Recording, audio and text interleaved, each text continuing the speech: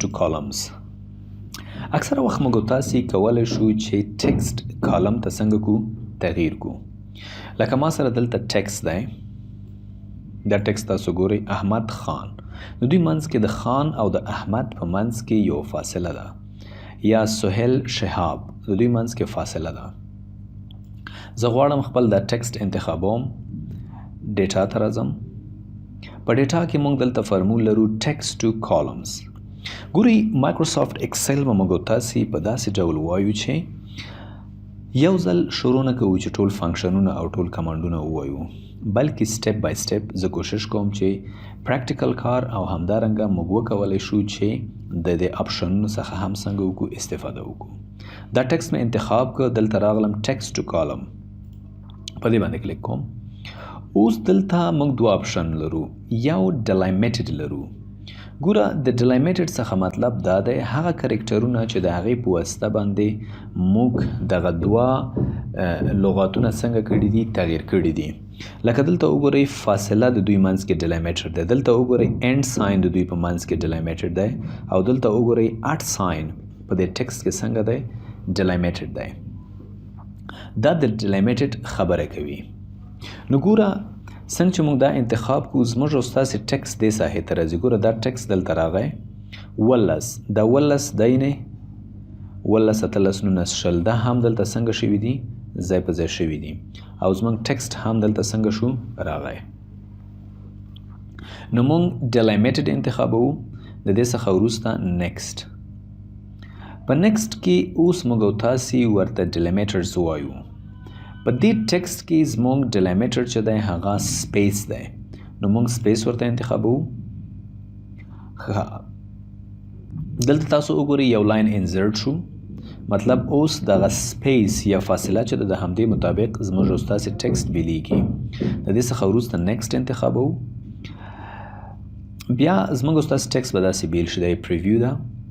دلته ډیسټینیشن دی، ډیسټینیشن مطلب په کوم ځای کې زه دغه ټکسټ چې تا کوم انزرټ کړی موږ ته وایي چې دا ټکسټ چې تا راخیستی دی په منځ کې زه بیل کړم، د دا کوم ځای کې زه درته ځای پر ځای کړم.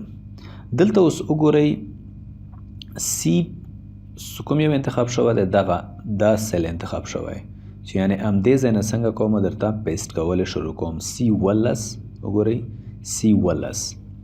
که دلته نه غواړئ په بل ځای کې غواړئ نو دلته راشئ په دې بټن باندې کلیک وکئ او یو بل ځای ورته انتخاب کړئ. فرضاً دا ځای ورته انتخابوو، د دې څخه وروسته بیرته په دې بټن کلیک وکئ او ورته ووایئ فینش. تاسو ولیده زموږ ټکسټ یې دلته څنګه که انزرټ یې که سپیس باندې څنګه کړل دوی یې بیل کړل. بیرته کنټرول ځای ټو هو. اوس راځو دا ټکسټ انتخابوو. بیا راځو ټکسټ ټو کالمز. دلته موږ ډیلیمیټډ یعنی مطلب په منځ کې مو داسې یو څیز ورته انتخاب کړی دی چې هغه نښه کړو، موږ ورته وایو نیکسټ. دلته اوس موږ ستاسې سپیس خو نشته که نه، فاصله نشته، نو موږ راځو ادرز باندې کلیک کوو، دلته ورته اټ ساین اچوو، وبښئ اینډ ساین. اینډ ساین چې څنګه موږ دلته انزرټ کو ډایرکټ دلته یو خط څنګه شي کش شي سپریټ شي. نو بیا موږ راځو ورته وایو نیکسټ، په همدې شکل ځای ورته انتخابوو، دا سیل دا بیا وکې کوو او دې څخه وروسته فینش. تاسو ولیده دلته دغه اینډ ساین چې دی د همدې پر بنا باندې زموږ او ستاسې ټکسټ څنګه که تقسیم یې که په دوه کالمونو باندې، یعنې موږ ټکسټ واخیستلی شو په کالمونو باندې مو تقسیم که. بیا راځو دا ټکسټ انتخابوو او دې څخه وروسته ورته وایو ټکسټ ټو کالمز. ډیلیمیټډ دی، هو ځکه ډیلیمیټډ یا فاصله ورکوونکی د دې دوه حروفو ترمنځ یا د دوه لغتونو ترمنځ اټ ساین دی، نو موږ ورته وایو نیکسټ. دلته اوس ادر کې موږ او تاسې ورته اټ ساین داخلوو. اټ ساین مو داخل که دلته خط ډایرکټ کش شو. نیکسټ ورته ځای انتخابوو، فرض که دا ځای، او بیا راځو ورته وایو فینش. تاسو وګورو د دې اټ ساین پر بنا باندې زموږ او ستاسې ټکسټ څنګه شو بیل شو.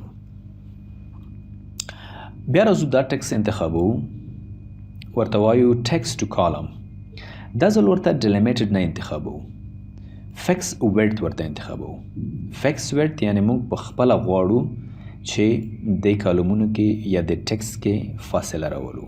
نیکسټ دلته موږ تاسې خپله کولی شو دلته یو خط راولو. د وینئ د خط موږ انزرټ تاسو کولی شئ فرضاً دلته موږ کلیک وکړئ یا یو کلیک وکړئ دلته به تاسو ته د خط راشي. په دې ساحه کې هم څنګه کولی شئ ډیلولی شئ.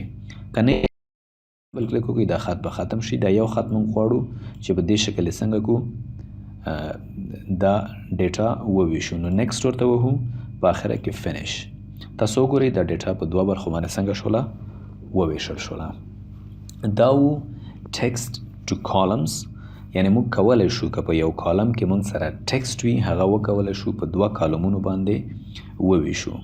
ډیلیمیټډ باندې تاسو پوه شئ. ډیلیمیټډ څخه مطلب دا دی چې په دې په منځ کې کوم داسې یو څه موجود دی، یعنی دوه لغتونه موږ لیکلي دي، دوه لغتونو په منځ کې داسې کوم څیز موجود دی چې د هغې پر بنا باندې موږ کولی شو خپل دغه ټکسټ په دوه برخو باندې وویشو.